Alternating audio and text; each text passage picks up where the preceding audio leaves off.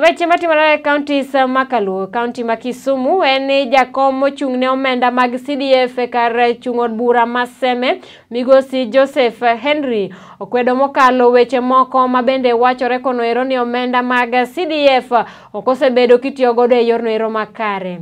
Bende oyango ni CDF en duolno ero ma bende ochung' kar kende ma otelie kod jogo mane opuodhi kod oganda mag gwenge goeko mag Seme, koyango ni jachung' od bura ma kono ero Laktar James Nyikal onge kod tudruok moro amora kod omenda goeko kanyakla kod kaka itiyo kodgi. Wache makamano ero jiw kod jagoro mar CDF ma Seme kono ero koyango ni omenda goeko osetiyo yorno ero ma owinjore. Olero ni jopuonjre ma kwan gi romo 100,000 masomo e sikunde maromo 30 mag sekondar kaachiel kod moko masomo e kuonde tiegruok mopogore opogore gin moko kuom dongruoge ma bende pesa mag CDF e kar chung' od bura ma Seme osebedo katimo.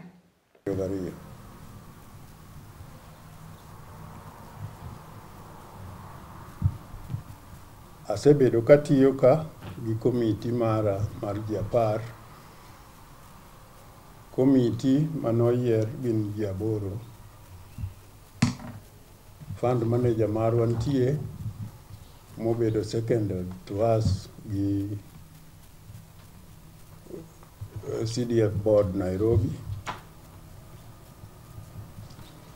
DCC marwa mar this constituency is also a member of committee marwa. Now, mokwongo adwa lero ni CDF board otiyo independently. But there is only relationship mar CDF as a committee with any member of parliament. So mokwongo adwaro golo nying moro manyalo bedo ni member mar parliament ma Seme nyalo bedo nong'eyo gimoro amora matimore CDF ka. Okong'eyo in terms of the fact ni ok en involved, to kaka jogo moketi office ka mondo tine wa informe gino mwasetimo kata mwaparo timo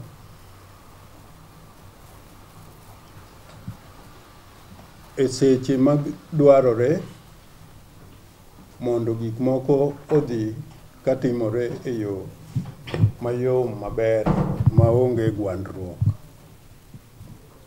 Omiyo akwayo ni gima nyowuok mogwaro nying MP ma Seme wagol oko kabisa, kendo akwayo ni anybody man gi wach mora mora gi management and running mar CDF ma Seme warwake e office wa mar CDF mondo bi to clarifications modwaro te wanyalo ketone, kata kapo ni nitie kuonde ma ng'ato nyalo dwaro mondo dhi oyudie more information modwaro, we are ready to do that. To exempt our MP from this and let us treat this kaka girwa mar committee manene obedo entrusted gi the board ma Nairobi mondo titich ma Seme kani on their behalf. Bang' wacho mano, I believe ni anybody listening okokuro okonego drag the name mar MP ma Seme Dr. James Nyikal any issues concerning kaka wariembo this tijni gi kaka manage go. One, as a committee, Emma bear all the responsibilities, and I would wish to tell anybody manyucha okoseng'eyo ni this place nigi structured committee ni wantie, and we are working on daily basis. We welcome everybody. aler kanyo mondo mi owuog maler kamano.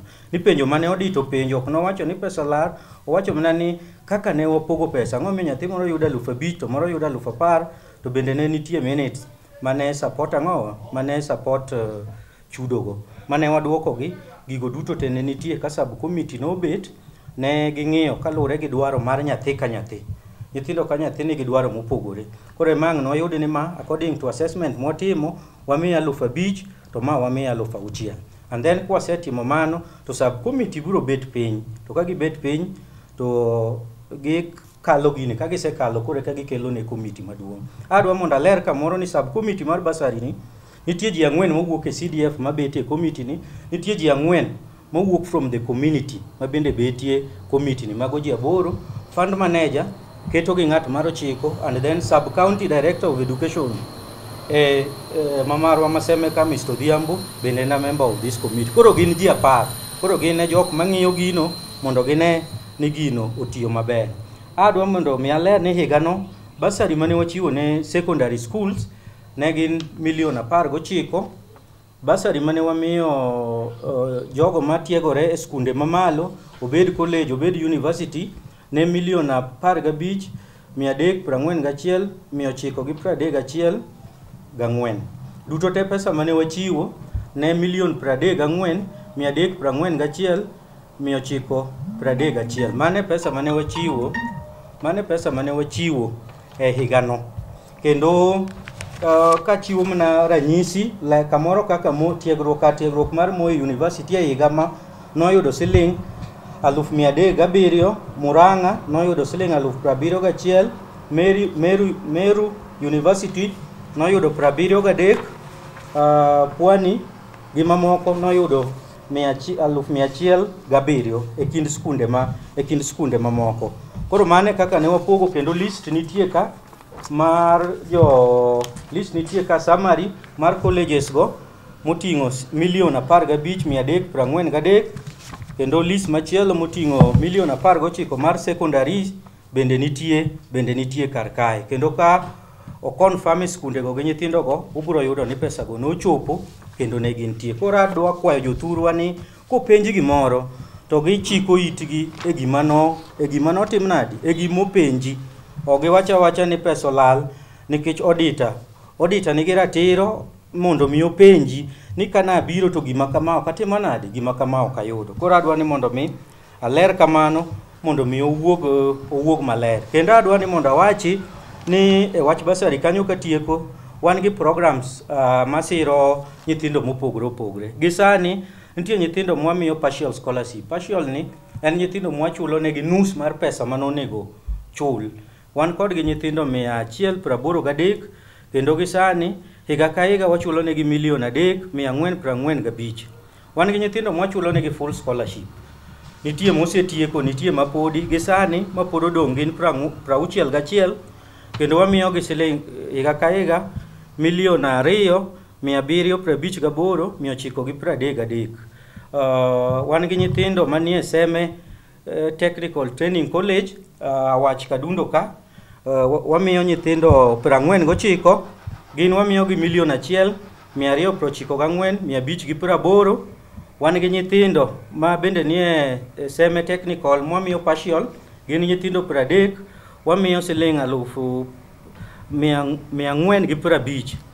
Group machielo wan gi nyithindo manyocho join Seme TTC ma bende ne ok nyal nikech nyocha sirikal okelo wach mar ni jogo manosetimo certificate koro gi face certificate nyaka gitim